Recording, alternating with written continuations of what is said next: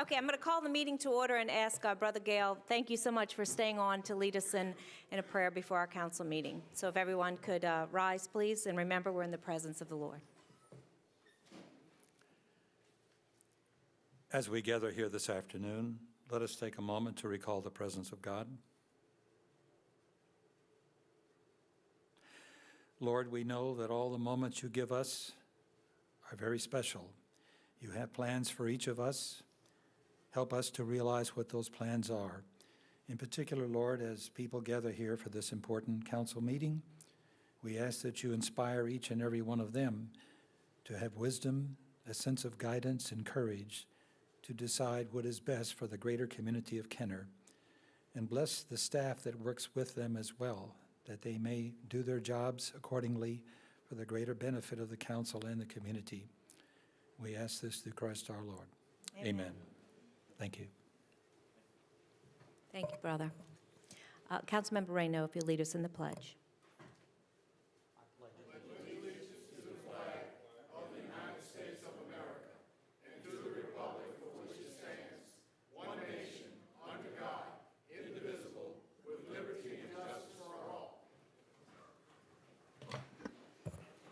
Madam Chairman, you have a quorum this evening. In accordance with Council Resolution Number B14550, please be advised that all cellular telephones, pagers, beepers, and other devices of this nature must be deactivated or silenced throughout the council meeting. This evening, the consent agenda consists of Item 1, approval of minutes, the regular council meeting of September 19, 2013. Item 2, approval of alcoholic beverage permit applications. Item 2A is a resolution granting an alcoholic beverage permit to Help for Heroes Incorporated on November 15th, 16th, 17th of 2013 at 600 West Esplanade Avenue, being property is owned by the city of Kenner in Kenner, Louisiana. Item 2B is a resolution approving the application of Divine Mercy Church to conduct charitable games of pull tabs and raffle on October 11th, 12th, and 13th of 2013 at 4119 St. Elizabeth Drive in Kenner, Louisiana. Item 3 is approval of bingo and public gathering applications. Item 3A is application number 1759/13, Race to the Lake LLC, to hold a public gathering for the purpose of a 10K road race on November 23, 2013, from 8 a.m. to 5 p.m. from Lafayette Park in Metairie to Lake Town in Kenner. Item 4 is correspondence, reports from the mayor, CAO, or department heads. Item 4A, at the request of the administration, a report given on information related to the Mississippi River levee enlargement work being done by the U.S. Army Corps of Engineers. Mr. Quigley? Oh, okay, I'm sorry, Mr. Quigley. I call your attention to the map of the Mississippi River. And as you can see up there, there's two red lines. You have one which starts right here by the city of New Orleans that goes all the way to Chrysler Street in Harahan. And then there's the other one which is to the west, which is at the St. Charles line, and it goes to Orchard Road. That is an area that is going to be raised by the Corps of Engineers starting in October. And we wanted to bring the council's attention to it and the general public's attention to it. Now, the area in the middle is essentially where Harahan is. For whatever reasons, that area must be more on a solid area, and it has not sunk like it has in the other areas. So that area will not be raised. But it's a contract which is awarded to Hernandez Consulting, LLC in New Orleans on September 27th. It's a $10,492,000 contract, and the contract period is 783 days, or just over 2 years. So this will be a 2-year project which will be raising the levee. The contract calls for 2 different levee lifts, as I just showed you up on the screen. The one that we're particularly interested in is a 4.5-mile section of the Mississippi River, which will be raised between 2 to 3 feet. The reason for the levee lift is because of subsidence, which has affected yards and homes throughout New Orleans. It also affects our levees. Corps officials say that our area has fared well because it's been nearly 30 years since the last levee lift. So these levees have been in place for 30 years, and only now they'll have to be done to the congressional mandated height. The additional 2 to 3 feet will restore the levees to a height of 26 to 27 feet. Prior to raising the levees, they'll have to be degraded to 1 foot to prepare the levee for the lift. Now, I also call your attention to the blue areas in the section where Kenner is. There's 3 different blue areas right there. Well, those blue areas are going to be the borrow pits. That's actually where the fill is going to be dug that will be used to lift both sides of the river, or of the levee. So all of it will be dug. So the good news about that is that soil or clay will not have to be brought in and tying up roads and so forth. It's going to be actually dug on the batcher and used in the levee lift.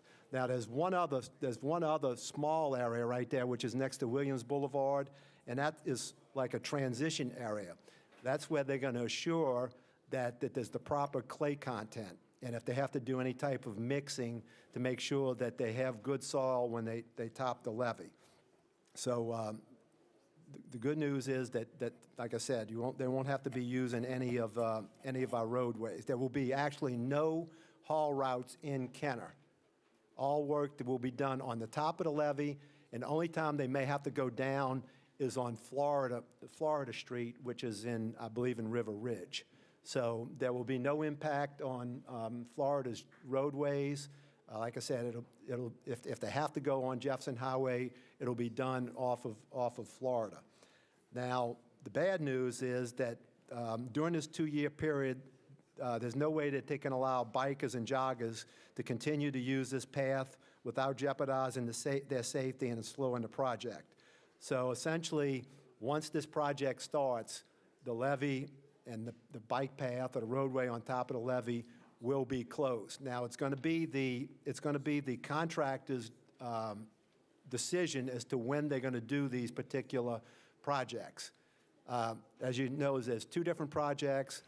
They'll choose which one they'll do first. Now, if I have to guess, unfortunately, they'll probably do ours second because of the fact that the borrow pits are in the section of ours, and I don't think they want to finish our side and then have to start moving mud to the other side. So, but that's their decision. But looking at this, we suspect that they'll probably do that eastern side or that New Orleans side first, and probably do the second side afterwards. But nevertheless, that it will have to be closed during that period of time. That what they call the multi-access path on top of the levee at the end of the project will be restored. So the area where people bike and so forth will be restored as it is right now. Now, another unfortunate aspect is there's going to be some lost trees. Any tree that is within a prohibited section of the total levee must be removed for the safety of the levee. The Corps has counted 95 trees that must be removed. The root system from the trees are affecting the stability of the soil, weakening the entire levee. So there may be some complaints about some nice trees along the levee, but they will have to be removed. The work hours for the contract, the contract only permits work to be conducted between 7 a.m. and 9 p.m., 7 days a week. No hauling or other truck traffic is allowed before 7 a.m. And sort of reiterating what I said, no Kenner streets are designated as haul routes for the project. The main access point for trucks hauling dirt would be Florida Street and River Ridge. It is possible we see minor impact on River Road. Jose can probably elaborate on this. We have our sewer treatment discharge. Our plant discharges through a 48-inch pipe into the Mississippi River near the St. Charles Parish line. The levee in that area already meets the required height levels, so the contract forbids any construction crews from that area. So, Jose, I know you've been talking to the Corps about that. You can discuss that any further. Yes, Mike, I think you cover everything real well. We have spoken with Corps representative, and they have surveyed the area, and they have indicated to us that our sewer outfall pipe will not be impacted by this construction because the area where the sewer outfall pipe is located is high enough to meet their minimum 26, 27-foot MSL requirement. So I think we're going to be all right from a sewer point of view. Yeah, that was one of our big concerns, that they may have to raise the levee in that area, and fortunately, they're not going to have to. So our 48-inch pipe will not be affected. Now, as I said, the bike path will be closed. The good news is that as an alternative recreational path, I talked to Fran Campbell today. They're inspecting the Duncan Canal frontal protection right now, and probably by the time they start this project, will be soon, they'll be opening up the bridge by the Duncan Canal. So, and it's also the only other part of the bike path that's closed is Bonneville. So having said that, probably the entire length of the Lake Pontchartrain bike path will be open. So anybody that wants to use their bike as a recreational area will be able to use Lake Pontchartrain. Now, unfortunately, along the Mississippi River, there is no parallel paths, so they're not suggesting any detours. It's too dangerous, for people to ride on River Road or Jefferson Highway or anything like that. So they're not recommending any type of detours. They just want the bikers. Now, we understand some people ride their bikes to work, but there just have to be inconvenience during this time because there is no recommended parallel path to the Mississippi River. For those that ride recreationally, the Lake Pontchartrain will be a good option. The Corps has established a construction hotline. We're going to put it on our website and Facebook. It's 1-877-427-0345.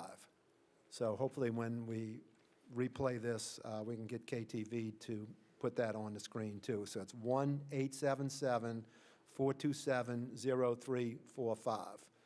So in a nutshell, the levee, it's been 30 years since the levee has been raised. It's going to be raised 2 to 3 feet, which will give us some additional protection of the Mississippi River levee. And the good news is that there will be no really haul routes in the city of Kenner. So having said that, if any questions?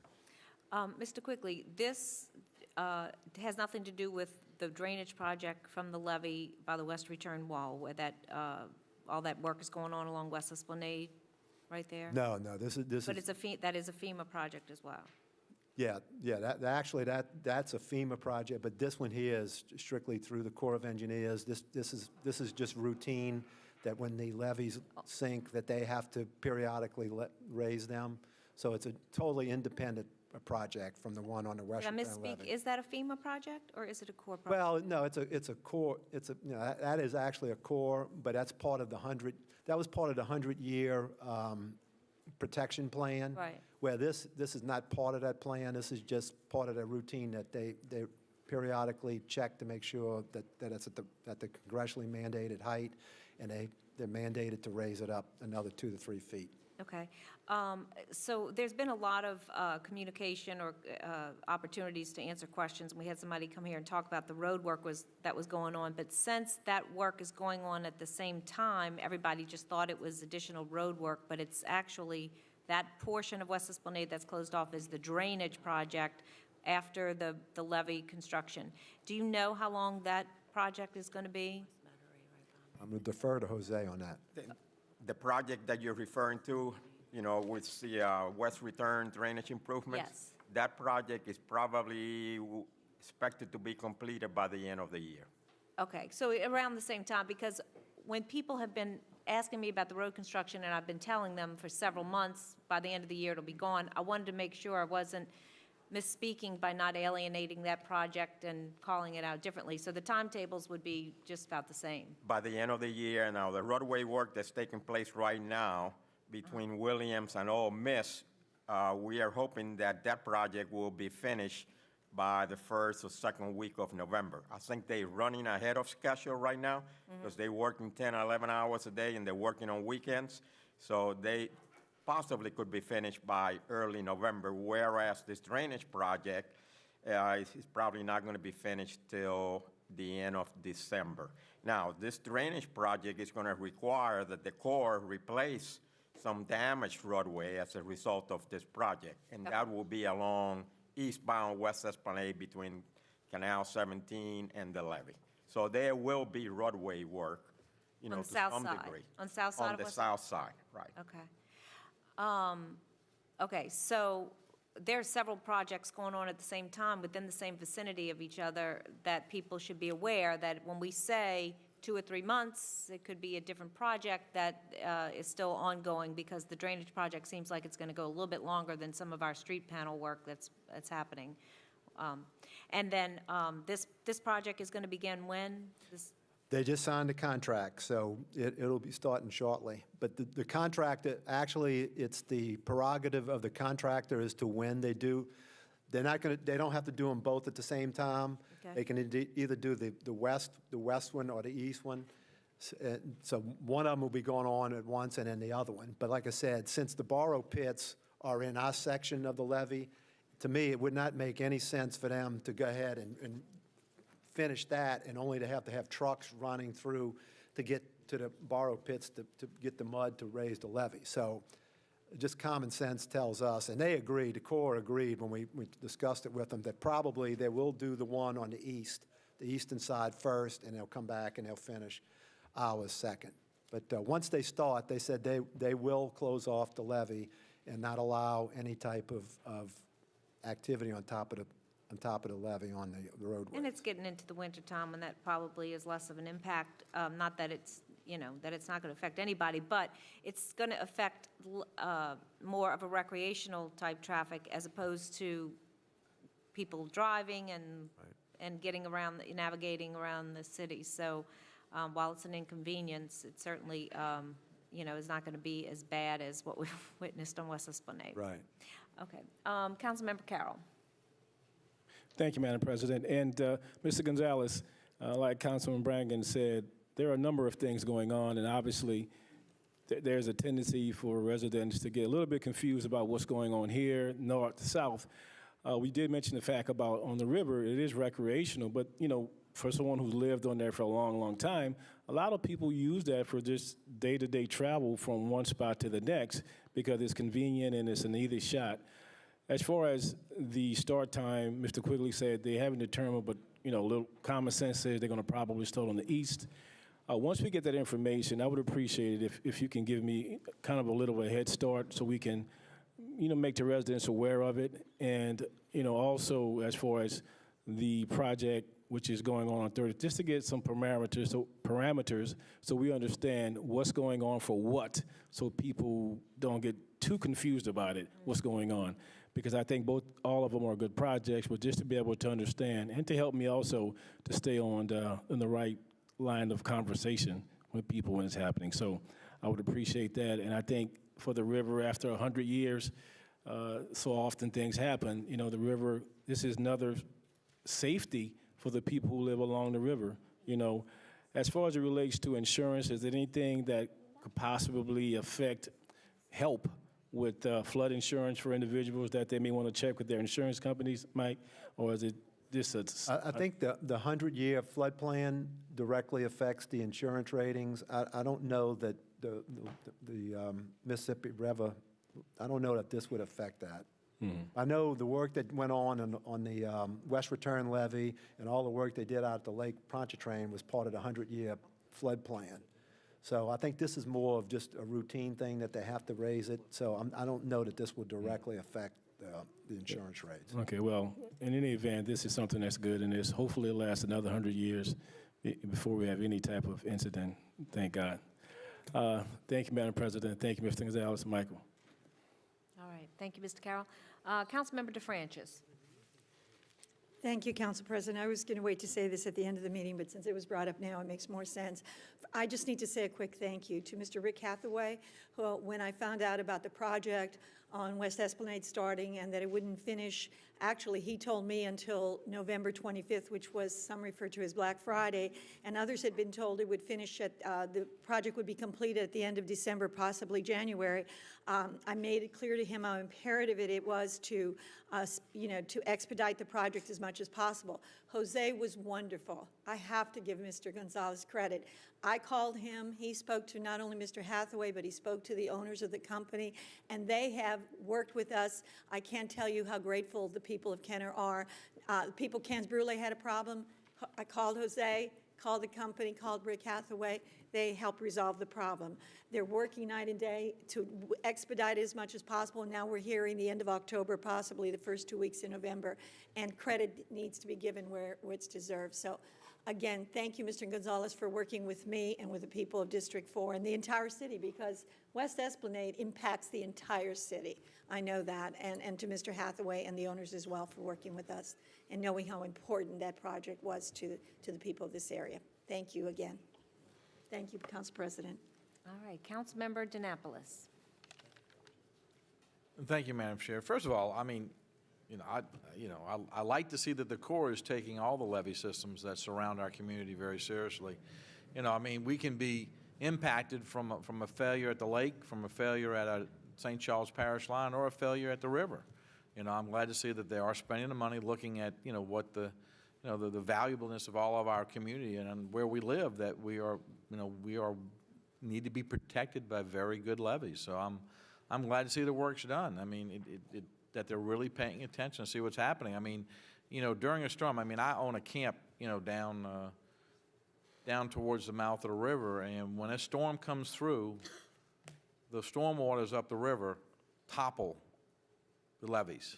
Okay, that's how severe some of the weather does get down here. So I'm so glad to see that they are doing the work they're doing, spending the money and the time they're doing to protect our communities. Thank you. Okay. Okay, Council Clerk. Yes, ma'am. There are no more items listed on the consent agenda. Motion by Councilmember Black, second by Councilmember Brannigan on consent. Council members, please vote.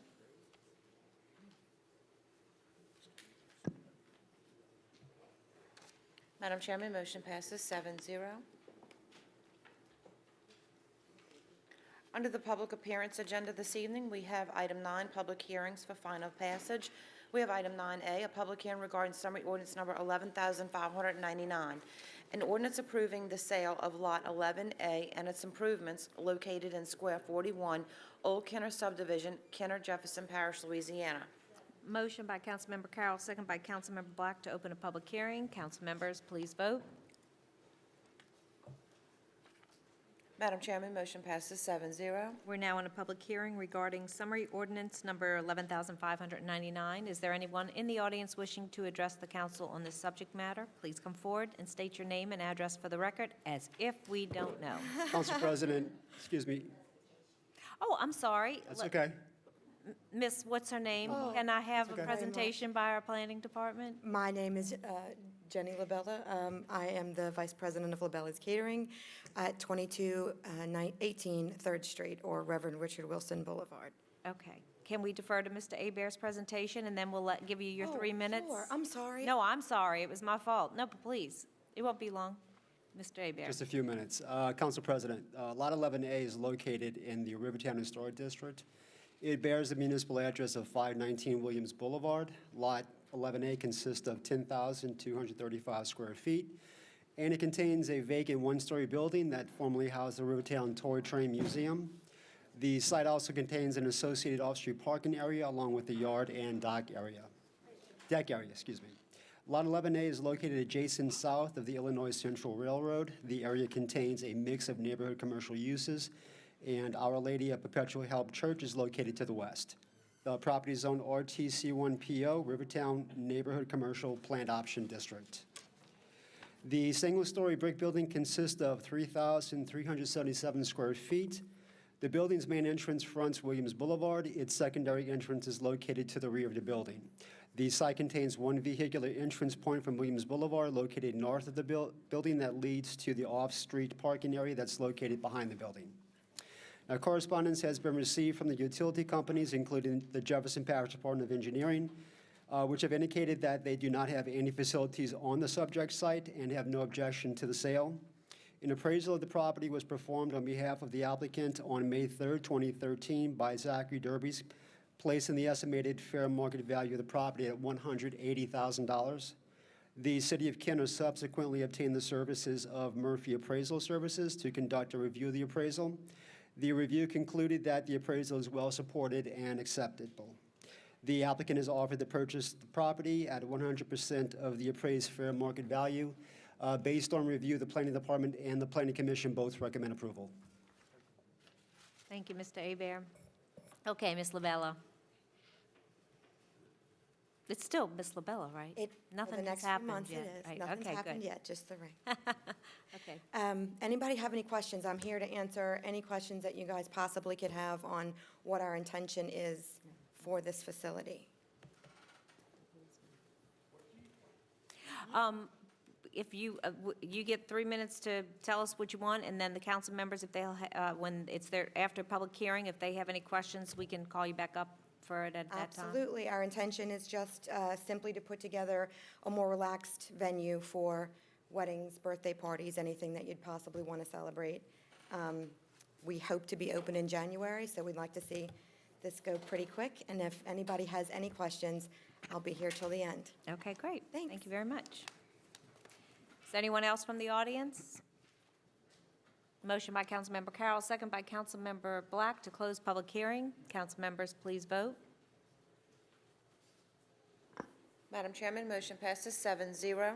Motion by Councilmember Carroll, second by Councilmember Black. Councilmember Carroll, would you like to, I'm sorry, do you need to speak? Okay. Wait. Kent, if you could take yours off. All right, remove yours. Okay, Councilmember Carroll, put yours, Councilmember, okay, and Councilmember DeNapolis.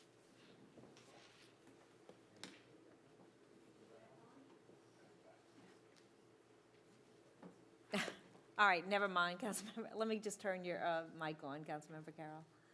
There you go. It's on, okay. Yes, the yield is not going right. Got you. Thank you, Madam President. As Ms. LaBella said, this is a building, historic building in Rivertown that is part of the overall plan that the administration, the Rivertown Advisory Committee, and other organizations have been working on for a number of years.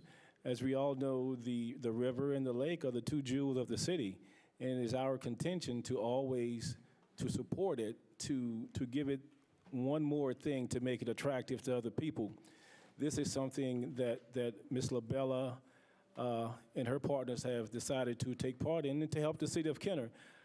I mean, when you speak of Jenny and her family, you know, I call them the 3 J's, Judy, Jenny, and Joey, and in that order, I want to remind you that they have taken the responsibility to be part of the community.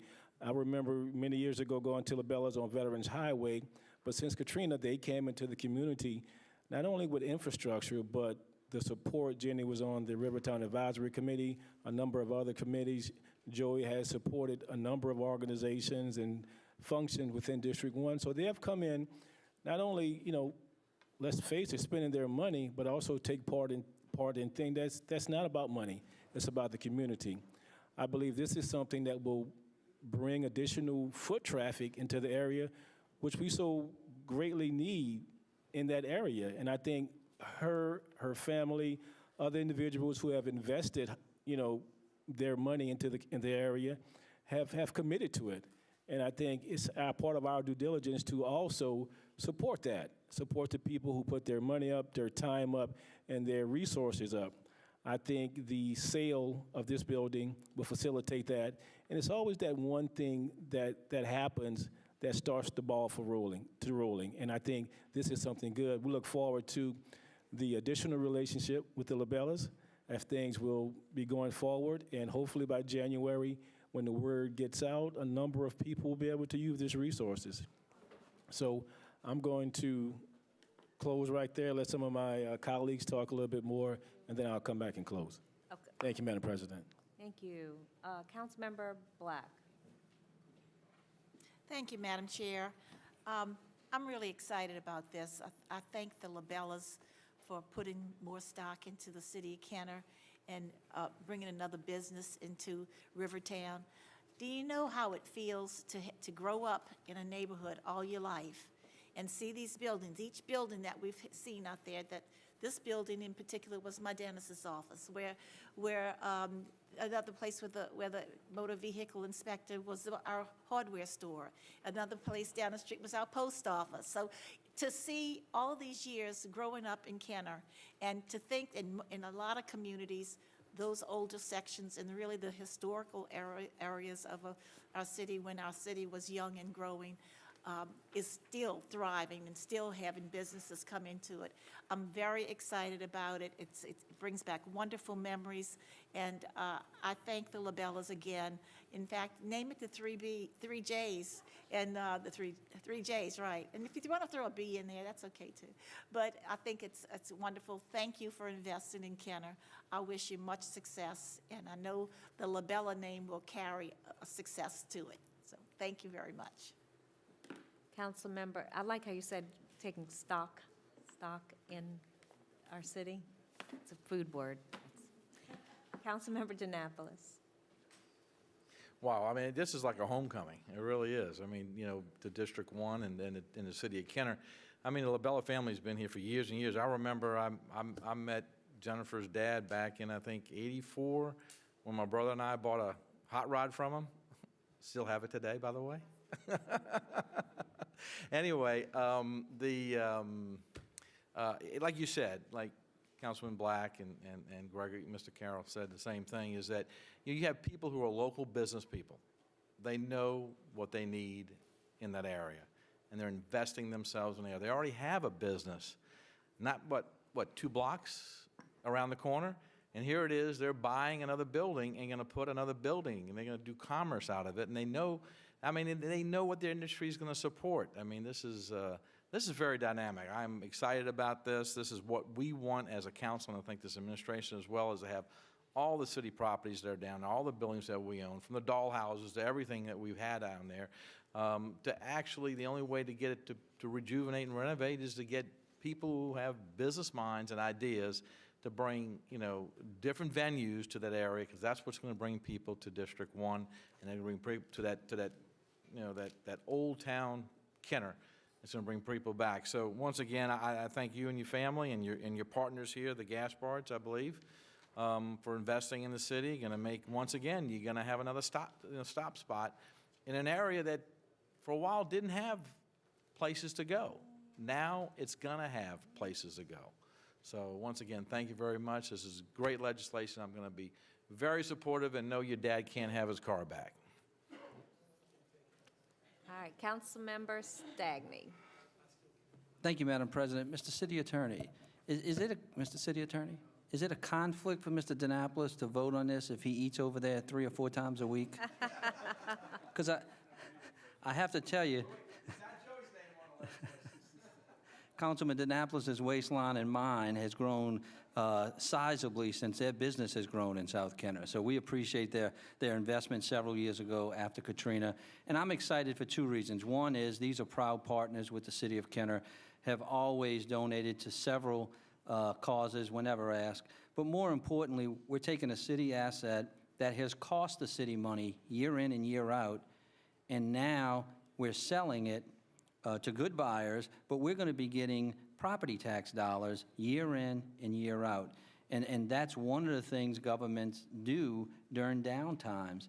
And it seems to be a productive way to put that area, those buildings, back into commerce. So I'm going to vote for this. Councilman Carroll talked to all of us, I think, before this. We're very excited and look forward to y'all setting up shop there. Thank you, Madam President. Thank you. Councilmember DeFrancis. Thank you, Council President. I've known Jennifer and her family a long, long time, and I can tell you, having worked with her, not only from knowing her, but also working with her on the Italian Heritage Committee, let me say this, she puts a lot of hard work along with her heart and soul into everything she does, and that's why she's so successful. But she's also a great person, someone I really am so proud to know. I know her, and I know she and Nancy and Leslie Gaspard will put the same kind of enthusiasm, talent, hard work, and their hearts into what they're doing now, and that's going to mean success for them. And I know she learned a lot along the way from her mom and dad. And along with that knowledge, they're going to be a great success, and I wish you every success on this new venture. Okay, I'm going to call you up. Come on down. I just want to clarify a few things. The restaurant is still going to be on Jefferson? Yes, Okay, so the restaurant will remain. This will be a catering reception hall, yes, weekends only. which, Weekends only. This will be a Friday, Saturday night. That will be the main hours of operation, maybe some Sundays during the day. Okay. But I don't foresee this initially being very busy during the week. Maybe occasionally in our business, we get 25, 30-body lunches during the week, but the main business will happen on Friday and Saturday nights. and, what's my question? When are you going to, when are you projecting for it to be operating?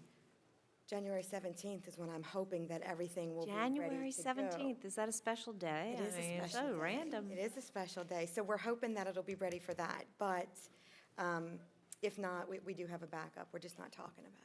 Okay, But January 17th is what we're hoping to have ready to go. Floors, walls, bathrooms, just the insides. We had discussed possible addition, but that wouldn't happen initially, to open doors. And, honestly, people are always looking for venues. We've seen the success of our own Little City Park as a venue, but it's also been a place where people can rent it, but then have to think beyond that to the catering. I mean, you are going to be a full-service, one-stop, and I think, in today's society, that's what people are looking for. There's not as many people hosting showers at home. They want a place where they can go and then leave. Absolutely. And so I think it's a wonderful idea. I'm so happy for you personally to have this venture, and of course for your whole family. I know they must be proud of what success is to come and what you've already accomplished. And of course, congratulations on the impending wedding. Thank you. Yes, pretty fond of him too. Yay. Okay, Councilmember Carroll to close. Thank you, Madam President. And again, Ms. LaBella, thanks again for your support and confidence in the Rivertown area. There are a lot of things going on in the Rivertown area, a lot of balls in the air, to use an old cliche. There's the sale of the airport property. There's the Mississippi work that Mr. Quilley talked about. There's the sale of this building. There's a lot of things going on, a lot of excitement, a lot of people, a lot of excitement, activities, which we want to happen. And as things happen, one thing affects another. And as we progress along with all of these activities, sometimes there are things that happen that kind of put us in a little spot for a while, but something always open up. This being the case, the sale, I want to like to make an amendment to take the funds from this to be able to use the funds to purchase a new food bank, and I'm sure Mr. Rell will like that will be affected because of the activities going on with the East Jefferson Levy District. I wish I could say that I'm setting the precedent for this, but it's not, because we have also sold District 1 buildings, and I'm not sure if this was Jeannie's doctor or hospital or whatever, DiPiero's, but that building was also sold and used for infrastructure within District 1. So it's good to know that the sale of a business within a district goes back to support the people, the infrastructure, and also, in this case, the food bank for the city of Kenner. So, I'd like to get a second amendment on dedicating these funds for the Kenner Food Bank. We have a motion by Councilmember Carroll, second by Councilmember Black, to amend the legislation for the monies to be put towards the Kenner Food Kenner Bank. Food Bank. How interesting that you would be feeding others. Right. I love that. Go figure. That's what I do. I know. Isn't that great, though? Okay. I have, Councilmember Black would like to speak on the amendment, if you're finished with the, for this moment. Okay, Councilmember Black. Thank you. Of course, I support this. I kept thinking, what are we going to get? Where are we going to get the money for the food bank? We need to feed these people. We need to do something. So it works out. Prayer does work, and wishful thinking does work, and I'm happy that you're involved in it, because it's ironic that you who supply food to so many people are going to be helping the sale of this. Of course, when we had the appraisal and whatever the sale was, and I'm so pleased that it's going towards a very, very useful thing. So it worked out perfect. I'm really excited. I'm even more excited. Thank you. Thank you, Greg. Thank you for the amendment. I'm supporting it. Thank you. Okay, and Councilmember, is there anybody else who wishes to speak on the amendment? Okay, let's vote on the amendment.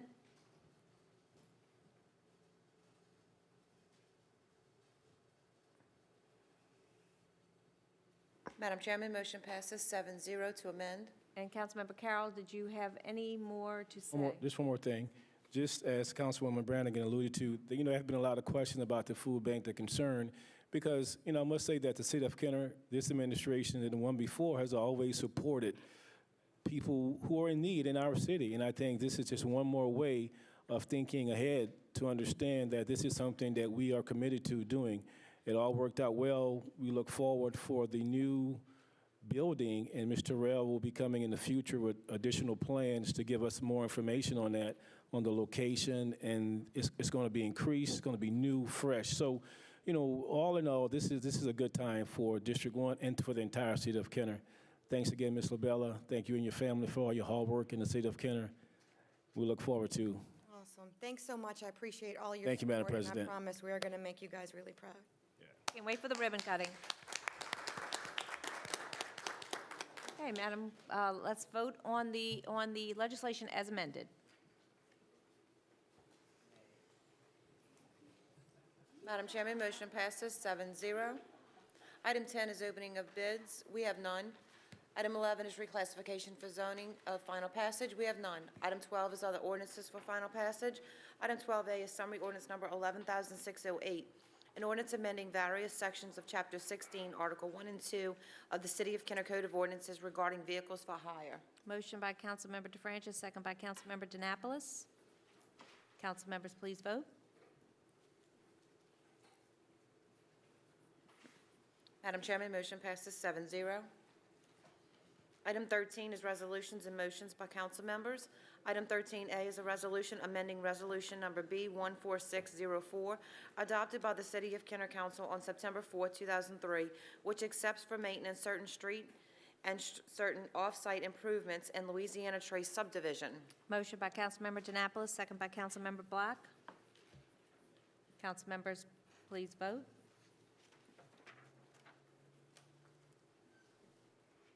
Madam Chairman, motion passes 7-0. Item 13B is a resolution stating that the City of Kenner endorses Harlan's L.A. Fish LLC, located at 606 Short Street, Kenner, Louisiana, to participate in the benefits of the Louisiana Enterprise Zone Program. Motion by Councilmember Carroll, second by Councilmember Stagney. Council members, please vote.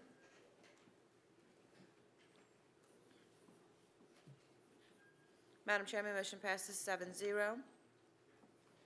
Item 14 is items removed from the consent agenda. We have none. Item 15 is acceptance of contracts and similar matters approved by the mayor.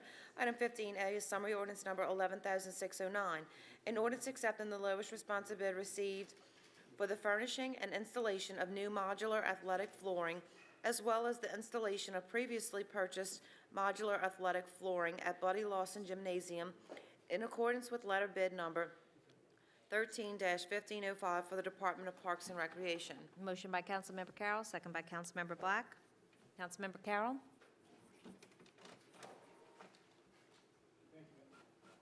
Thank you, Madam President. Mr. Maricoli isn't here, but this is, I believe, the last of the 11 or 12 facilities that will be having a new flooring for the basketball activities, volleyball activities, and all activities that are done in the gym. I think everyone that's seen the ones that have been put down at the other facilities can agree that this is a good product. It is something that brightens up the gym and give it a whole new look.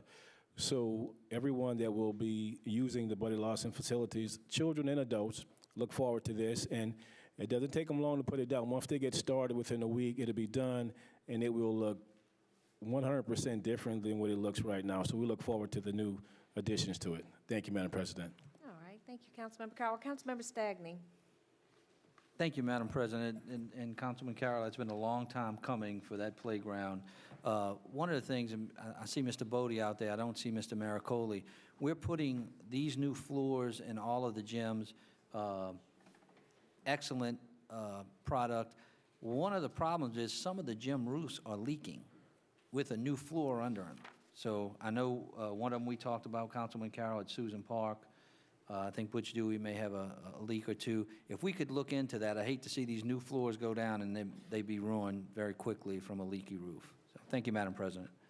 Okay, seeing no further discussion, council Madam, members. I'm We have sorry. an amendment, please, this evening.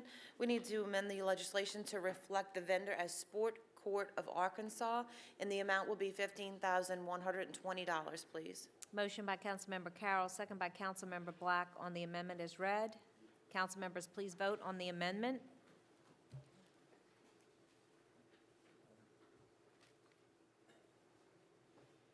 Madam Chairman, motion passes 7-0 to amend.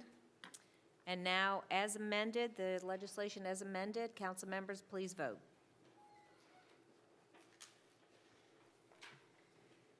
Madam Chairman, motion passes 7-0.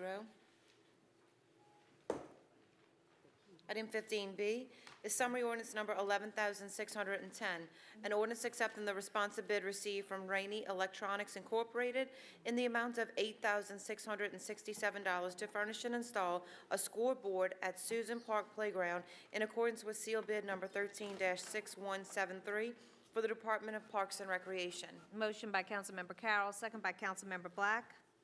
Council members, please vote.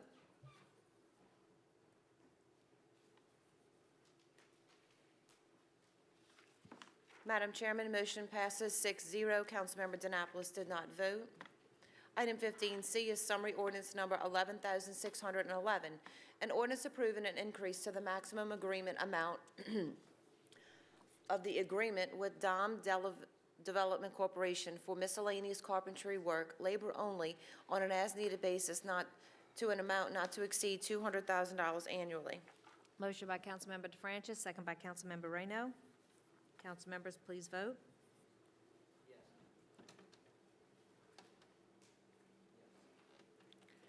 Madam Chairman, motion passes 6-0. Councilmember DeNapolis did not vote. Item 15D is summary ordinance number 11,612, an ordinance accepting the responsive bid received from Louisiana Container Company Incorporated in the amount of $7,195 for the purchase of a 20-yard steel recycling container in accordance with telephone bid number T-13-2077. Motion by Councilmember DeFrancis, second by Councilmember Black. Councilmember DeFrancis. I just have a very quick question. I was curious to know where this container would be placed. Are we replacing one of the existing containers, moving them to another area, et cetera? This one's going to City Park, the one right there by the one there by the fire station. That's the one that gets the most Absolutely. activity. It's always filled up, and then we're going to move the other ones to North Kenner Park. That way To we're- District 3? Yeah. We just wanted to make sure, we knew Right, where each but this one's a containers would go. significantly bigger one. I mean, Oh, it's- the one out on Vintage is constantly filled, so. Always. This'll help us immensely with that, and then It'll keep enable very us to much start nicer that way. another satellite area. Very much so. Thank you. You good?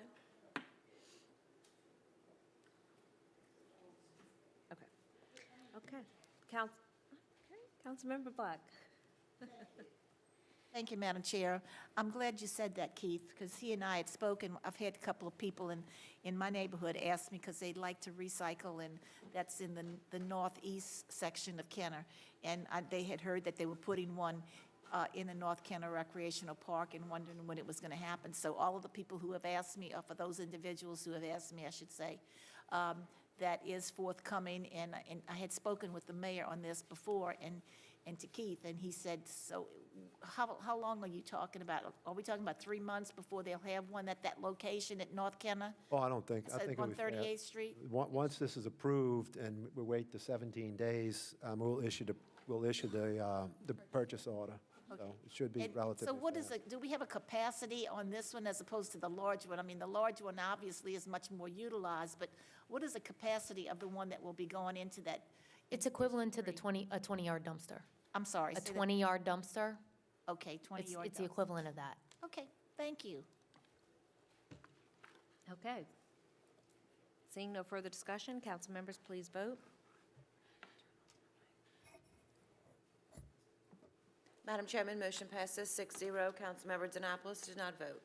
Item 15E, summary ordinance number 11,613, an ordinance authorizing the utilization of Jefferson Parish Contract number 55-12872 with Crane Materials International for the purchase of pile sheeting and end caps on an as-needed basis in an amount not to exceed $75,000 annually for the Department of Public Works. Motion by Councilmember Black, second by Councilmember Brannigan. Council members, please vote. Madam Chairman, motion passes 7-0. Item 16 is ordinances and resolutions in summary for first reading.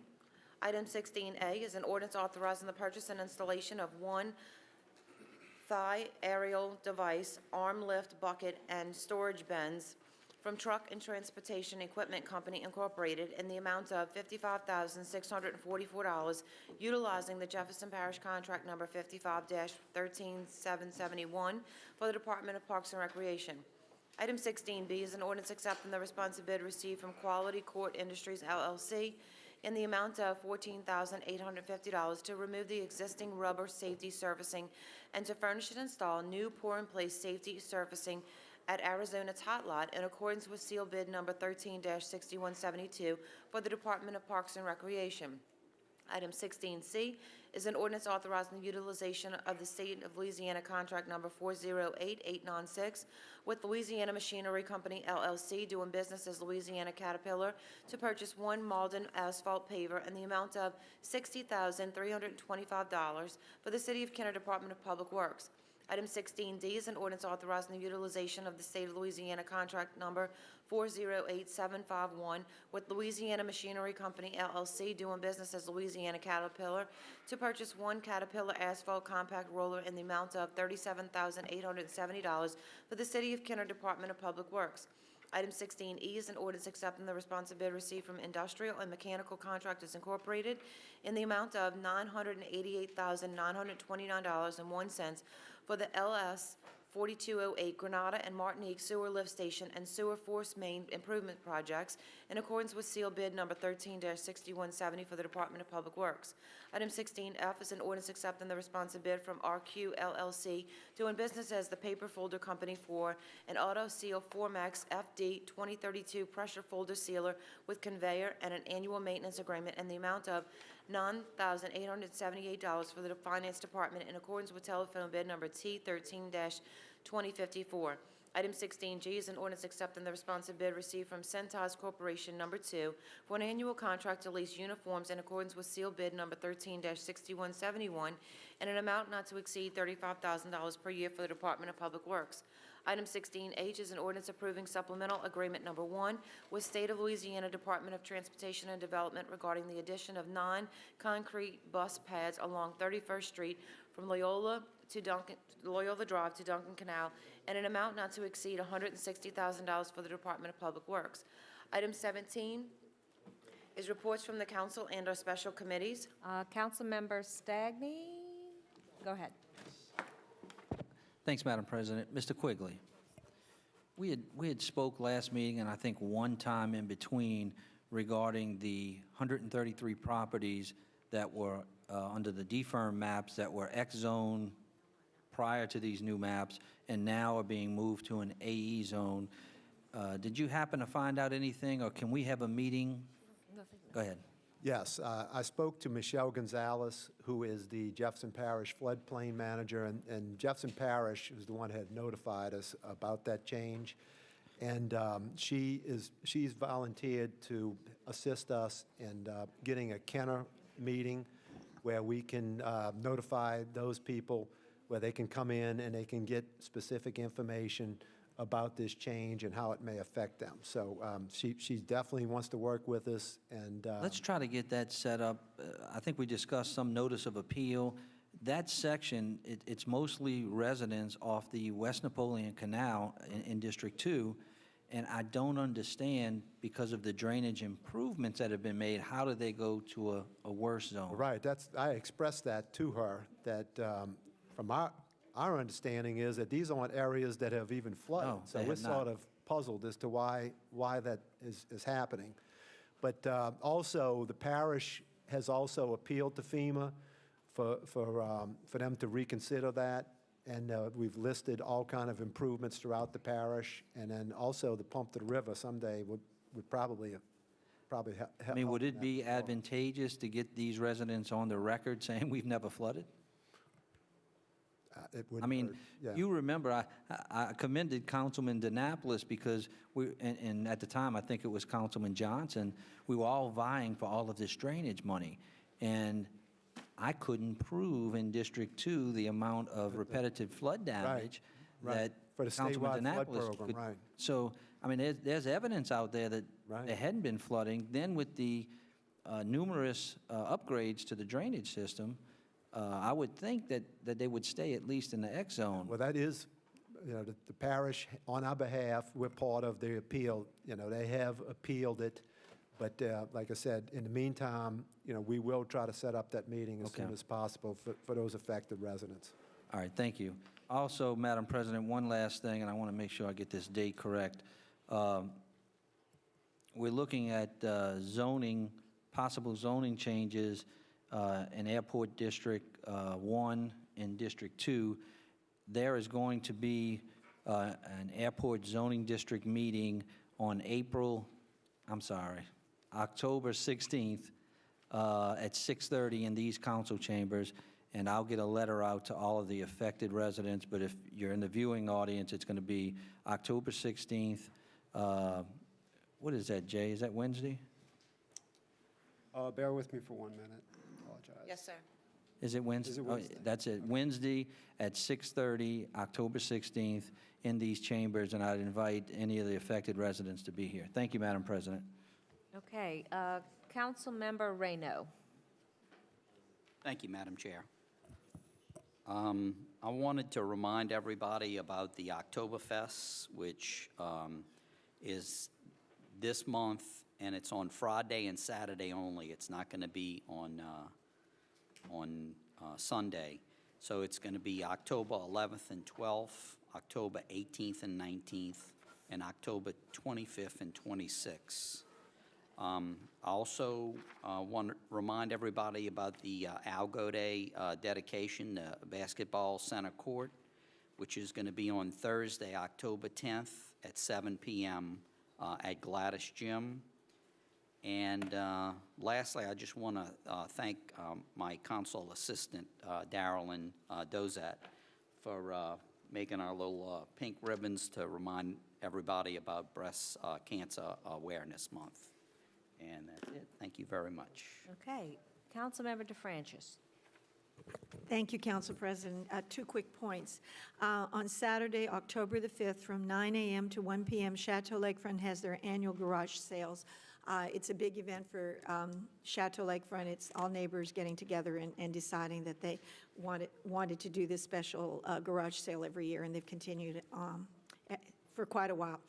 But I do have one question for Mr. Jose Gonzalez, and I apologize. Could you and I get together and talk about an issue involving mercury? I've received some complaints about the fact that there's still problems with flushing toilets when it rains. And unfortunately, the answer I received from Veolia didn't satisfy them, and I'll be honest with you, because it didn't talk about mercury, it talked about other areas. So if perhaps you and I could get together and perhaps even bring someone from Veolia to talk about the issue. I just wanted to put on the record that we're going to still try to see what the problem is and if there's any way for us to address it. Absolutely. I'll set something up. Thank you so much.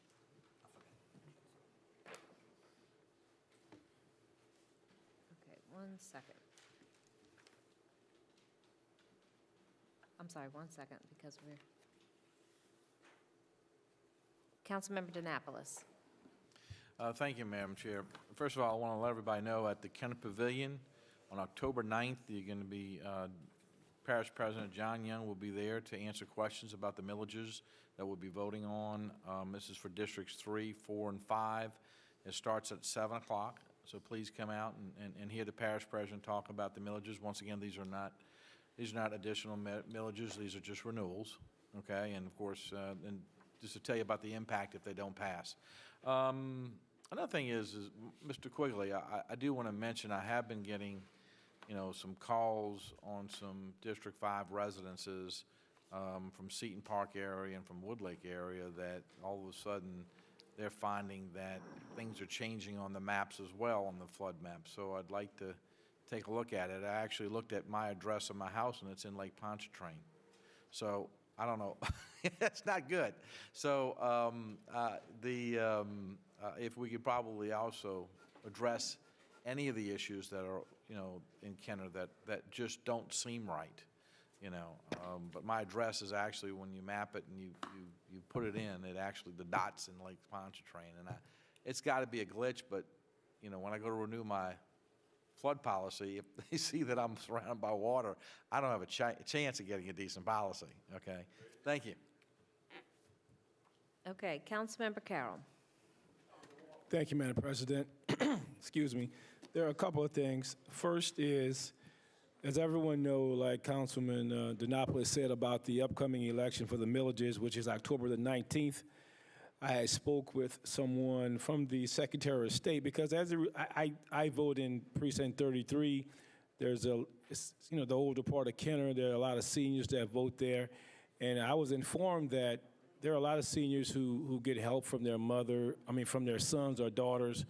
There are some people who are visually challenged and they need support when they vote. Well, you will have to specifically call the voter registration to let them know, to ensure that it is identified that you will have someone to support you, because if you don't, they won't allow you to go in with that person to vote. So anyone that have a relative, senior, visually impaired, whatever the case may be, you need to ensure that the registration, the information is accurate for you to be able to go in and support them when they go to vote.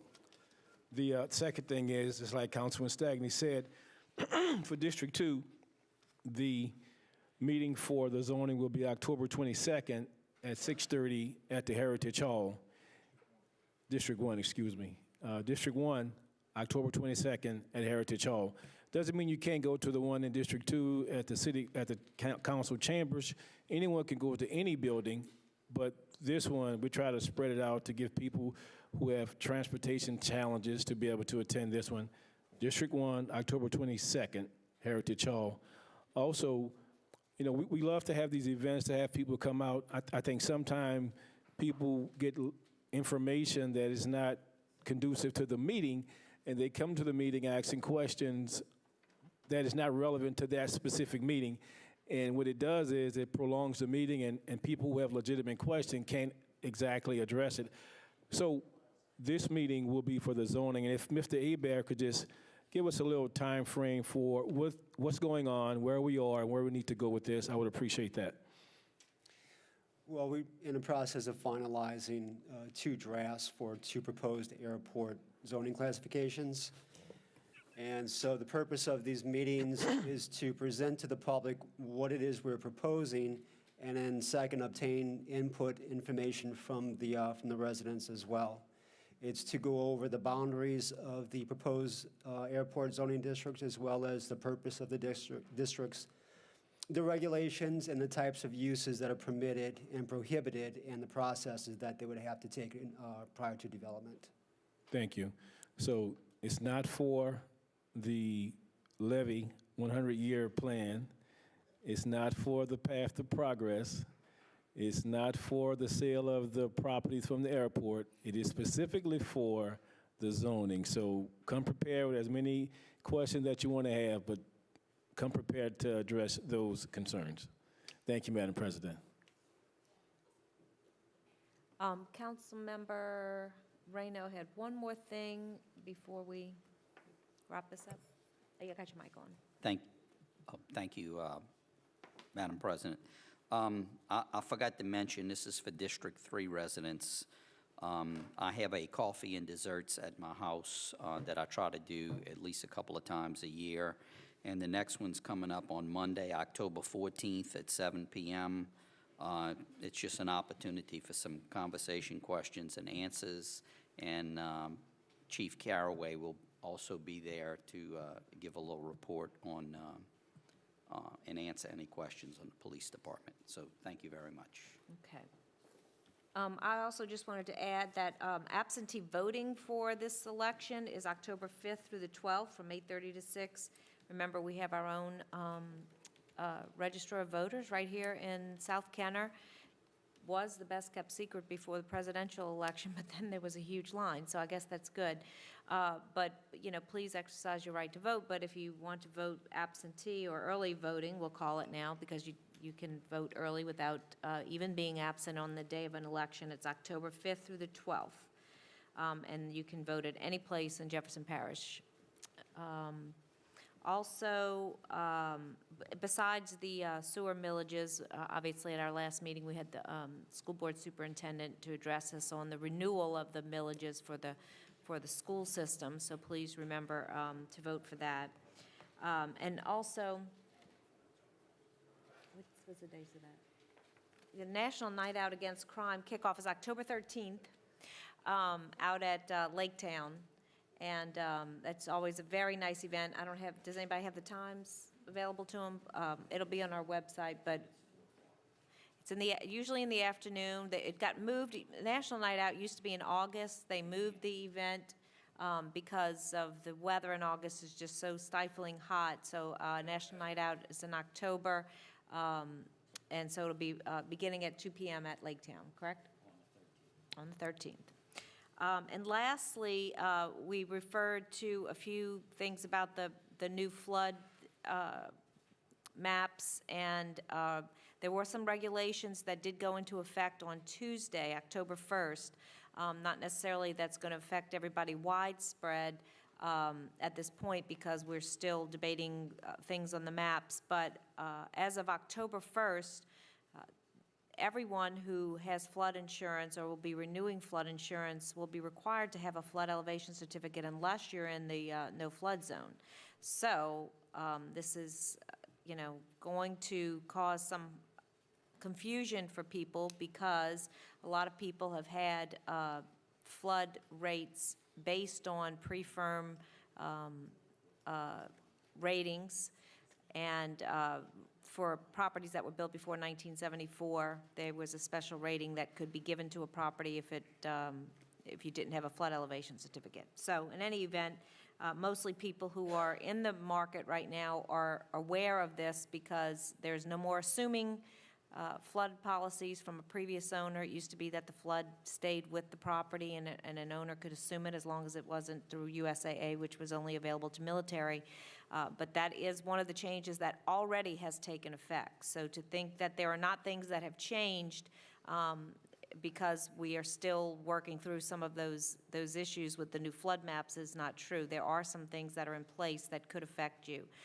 But, for the most part, and this is a very, very general statement, the City of Kenner is going to do much better in most of Kenner. And I can't speak to which places may not. I can just tell you the elevation is going to be in most places -5 instead of -3.5, so it'll reflect better as to how much your home is above flood elevation.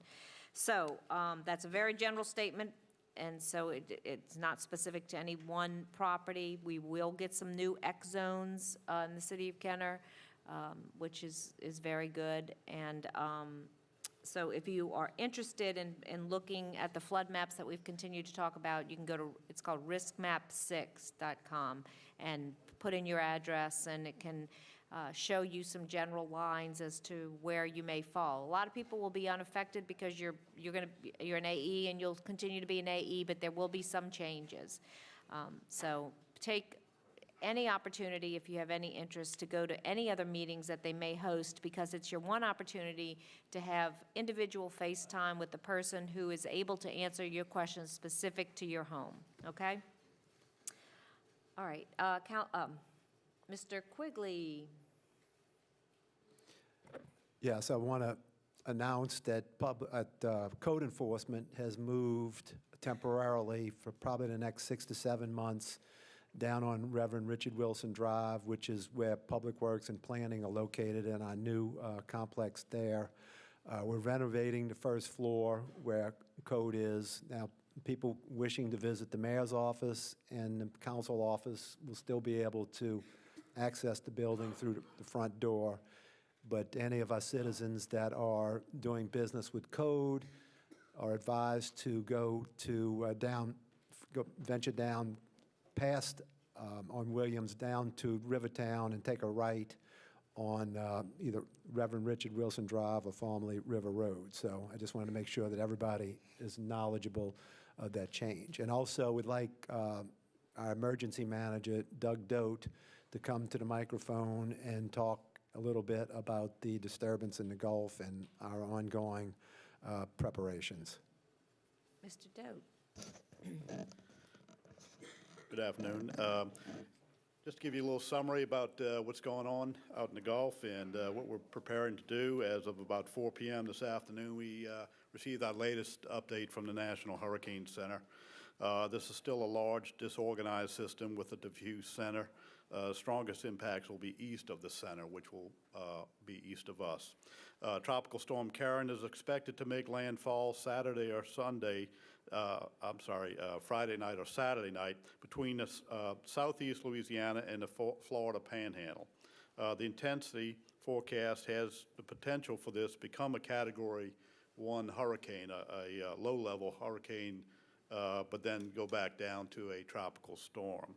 The impacts for our particular area are 35 to 45 mile per hour winds over land and Lake Pontchartrain. So it'll be a little windy out here. Storm surge forecast east of the Mississippi River, including southeast Louisiana and the Mississippi coast, will be the largest area impacted by the surge. Lake Pontchartrain can expect 2 to 4 feet of surge. Louisiana coast west of the Mississippi, 2 to 4 feet as well. Rainfall impact will be 2 to 5 inches within that range, with higher amounts locally in certain areas, particularly in extreme southeast Louisiana. Most rain will fall Friday night and into Saturday. Rain amounts can change because they are dependent on the eventual track of the storm, but as it looks at right now, that's particularly that's our potential impacts.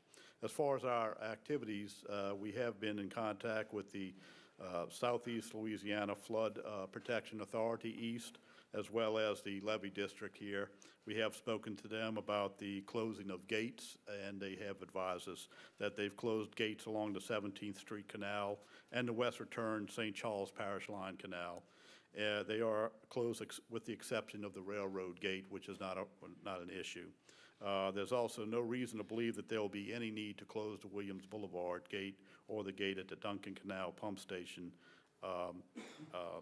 if conditions appear to forecast more intense weather, then we'll coordinate more closely with them. There's also no plans to do anything along Airline Highway as far as any sandbagging or anything along those lines.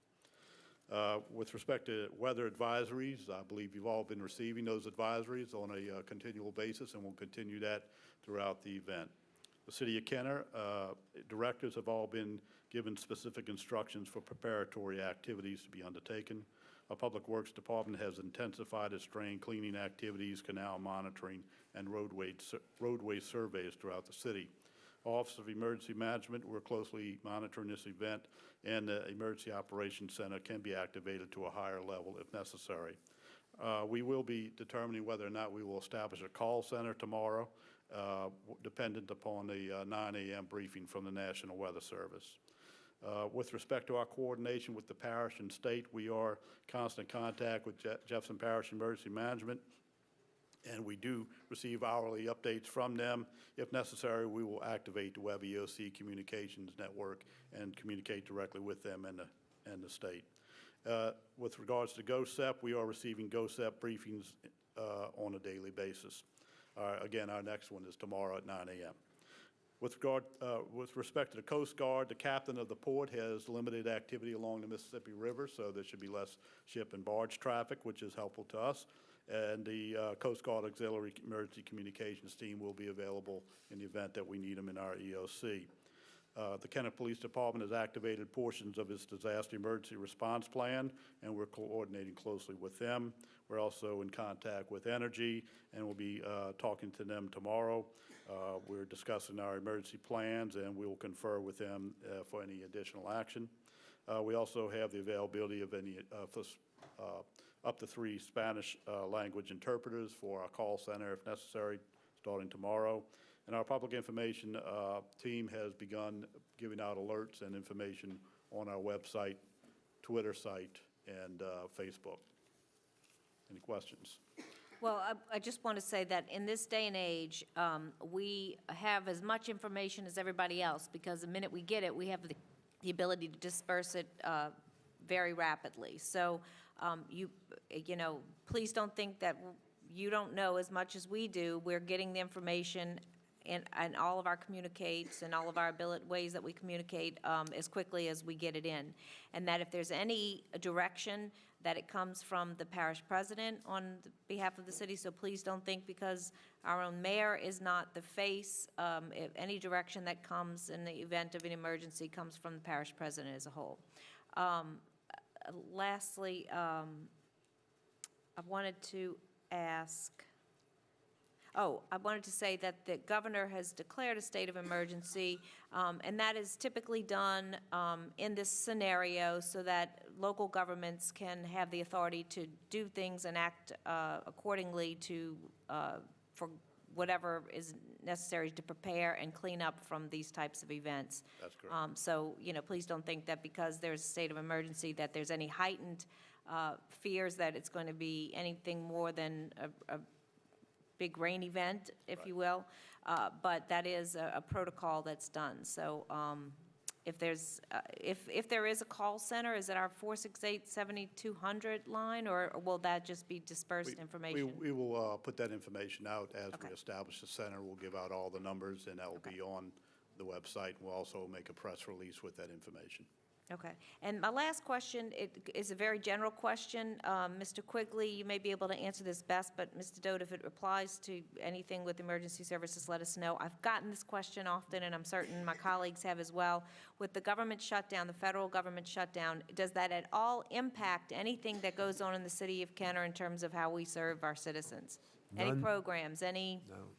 None that we're aware of. Most of the things that we have are already authorized. So, I mean, to our knowledge, that there's nothing that we know of that impacts us. And again, you know, the things that we have ongoing are already authorized. So just like just what we talked about tonight, the $10 million for the raising of the Mississippi River levy, I mean, that's already authorized by Congress. So to our knowledge, it doesn't have any effect.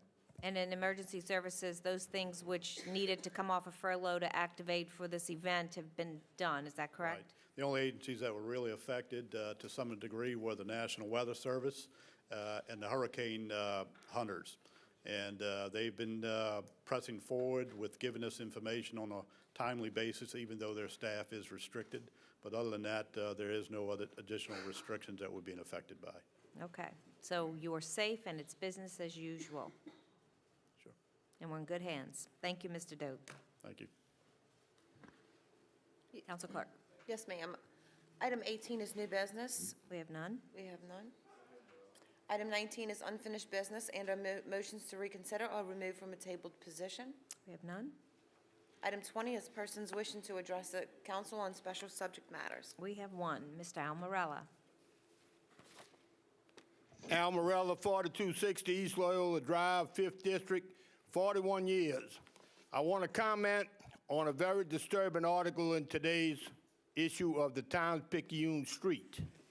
I think it's a sad commentary, and it's disgraceful when this administration has to resort to Gestapo-like tactics to track our workers while they're on the job. And the reason why I say that is because we have directors and we have supervisors that are on the payroll to do this. And so therefore, and one other thing, somebody up there correct me if I'm wrong, and I'm going to tell you, I'm not absolving the council neither, because I believe that some of you up there knew about this all along. And it may be, I believe that if our employees are handled in this fashion, that this may be extended to include some private citizens in this city. Maybe, I say maybe. So therefore, I want to say this. I'm not going to refer to this body as the administration anymore. From now on, they're going to be the gang at City Hall. Now, someone up there correct me if I'm wrong, but about 3 years ago, isn't this the same gang that proposed, that pushed very hard to double our property taxes back here because the city of Kenner was in dire straits? Now, someone correct me on this if I'm wrong. Nobody? Okay. Move on to the next topic. I want to direct this to you, Councilman Denopoulos. On in the issue of the Times-Picayune on September the 27th, you had an article in there concerning the development and the expansion of our park in North Kenner. And that's all well and good, Councilman Denopoulos, but we're talking about the money now, how this is going to be funded. You was told that you was going to be given $1 million. About 2 years ago, it was brought to the attention in this chamber that the citizens of Kenner are paying $400,000 a year to Lafreniere Park, and that something might be in the works as far as trying to direct that money to the city of Kenner.